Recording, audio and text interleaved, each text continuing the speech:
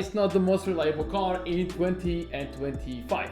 Yes, someone stole the trophy, and the company called Subaru. Yes, Subaru has been working for ages, for like literally a decade, to improve their vehicles, and we've been seeing less and less and less Subarus in the garage, which is amazing. It has to be a competition, otherwise cars are not going to be reliable.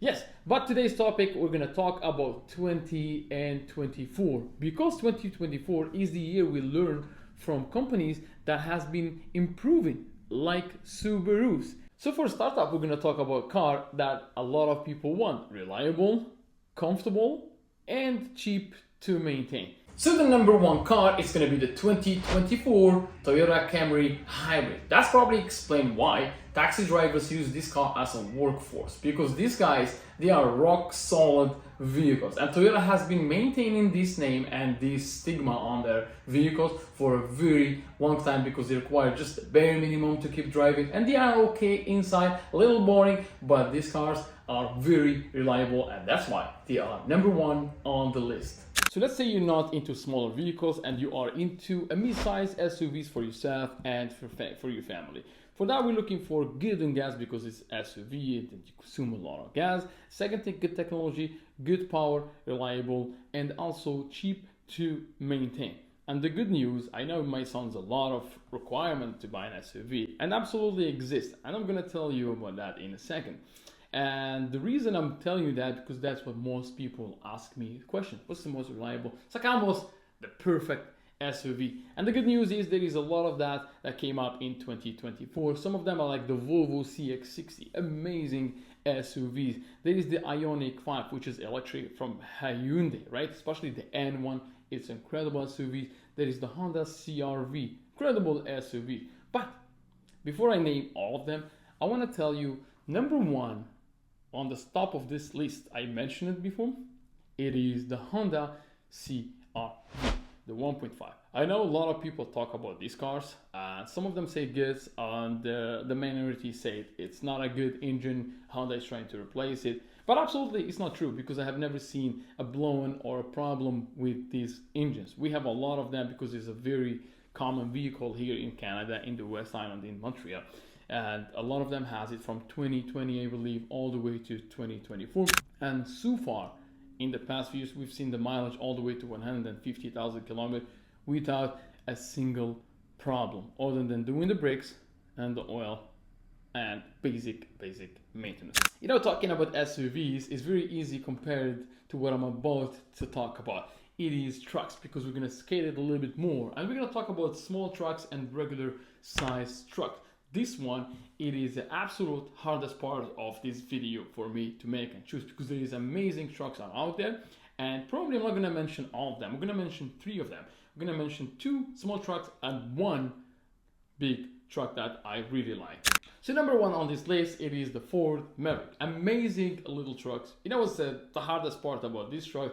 You cannot talk bad about Ford Maverick to the owner, because they absolutely love their trucks.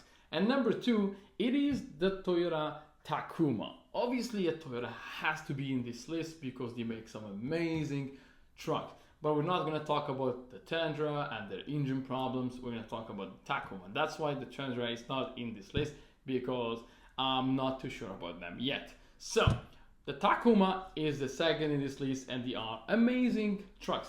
The price is a lot higher than the Ford Maverick, but yes, they are amazing trucks. People love them, people trust them, and they're very good at anything you want to do. The third one, we're going to talk about regular size trucks, and it is the Ford F-150 3.5 twin turbo, and it is the EcoBoost Ford F-150. This truck has been, I had one for years. I have never had problem.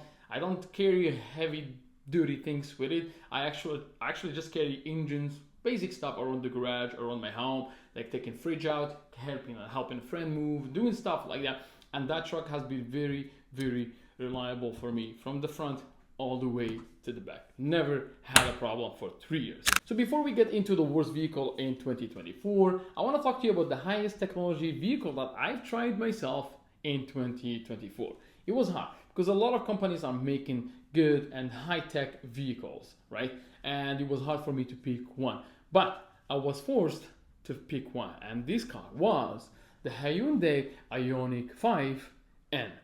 This car, an absolutely amazing vehicle. I'll tell you, I know you're probably saying like, oh, you haven't seen my Tesla Model 3 refresh performance, bro. No. Your car is an absolute dead car inside. Like, there is no spirit, there is no feeling, there is nothing inside the car. You don't even have a gear selector. So that's one of the reasons I don't like Tesla a lot. They're good for doing your things, you know, going A to B, but as a car guy, I really like the Ioniq 5N. It's a little pricey, but that car has all the technology, has the feeling, has the seats, has the sound, it has like all the amazing technology that could come up in 2024. They already have it inside, other than self-driving. Who cares about self-driving, right? But what I also like, Hyundai put everything they have into that vehicle. They went from the medium all the way to the top of the list, and that's absolutely what I call success for a company. So Hyundai Ioniq 5N, congratulations for the best technology vehicle in 2024. So what is the worst car, or maybe I should say the least reliable vehicle in 2024? For that list, I have like 3 or 4 vehicles. I don't want to mention all of them, but if I had to pick one, and it's the worst between that list of vehicles, it would be, I had to say it, it's an American car. I had to say it. You guessed it. Yes, it's the Jeep Cherokee. I had to say it. I support American vehicles and I like how they feel inside driving an American vehicle, right? But gladly, Chevy, the GM vehicles are actually scaling the game. They're raising the prices, but also they're raising the quality.